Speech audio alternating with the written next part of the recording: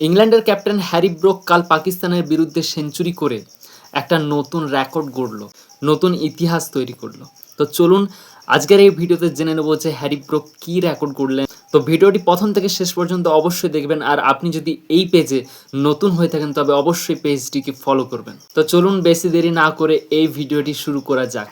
টি-20 world কাপে আজ পর্যন্ত কোনো ক্যাপ্টেন সেঞ্চুরি করতে পারেনি, সেঞ্চুরির খুব কাছাকাছি গিয়েও সেঞ্চুরি করতে পারেনি। যেমন Rohit Sharma, Chris Gayle, Suryakumar Yadav, Jos Buttler, Aiden Markram, Kane Williamson, নোরকান ঠাকুর, এরা সবাই সেঞ্চুরির খুব কাছাকাছি গিয়েছে, কিন্তু এরা সেঞ্চুরি করতে পারেনি।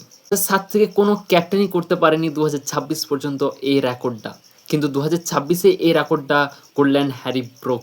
মাত্র 50 বলে 10টি 4 এবং 4টি 6 মেরে সেঞ্চুরি পূর্ণ করলেন পল্লেকেলি ইন্টারন্যাশনাল স্টেডিয়ামে, আর পাকিস্তানকে ম্যাচও হারালো, আর সেমিফাইনালে টিমকেও নিয়ে। হ্যারি ব্রুক যদি 100 রানের বড় ইনিংসটা না খেলতো তবে হয়তো ইংল্যান্ড হেরে যেত পাকিস্তানের কাছে, সেমিফাইনালে কোয়ালিফাই করতে পারতো না। কাল হ্যারি ব্রুক দুর্দান্ত ইনিংস খেলেছে, লাজবাব ইনিংস খেলেছে। এই ভিডিওটি যদি ভালো লেগে থাকে তবে অবশ্যই একটি লাইক, কমেন্ট, শেয়ার করবেন।